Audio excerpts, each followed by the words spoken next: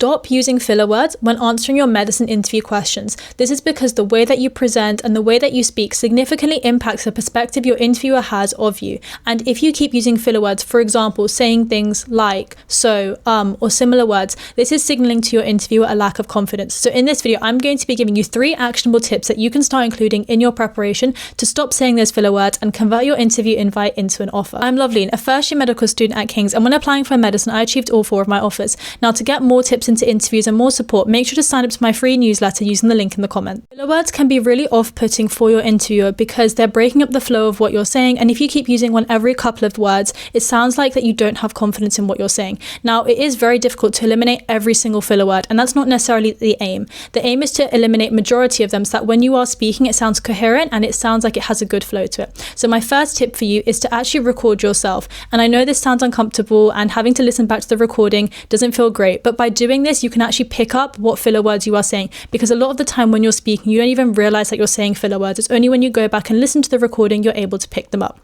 Step number 2, once you've identified what filler word that you're using, try to replace that with a different word. If you keep using the filler word so, replace it with the word essentially, because that sounds like you still have that confidence and you're not breaking up the flow of whatever you're saying. And the third tip is that if you feel like you're going to say a filler word, especially at the beginning when you're just about to begin answering the questions, just take a deep breath or take a pause. Now, it sounds like that to your interviewer, you're just pausing out of nowhere, but a pause seems a lot longer in your head than it actually is. Even taking up to half a second to 1 second is completely fine, and your interviewer won't realize that you've taken this. This just allows you to catch your breath and stops you from saying that filler word. So by incorporating these 3 tips into your interview practice, it will help to improve your confidence for your presentation in time for your interviews.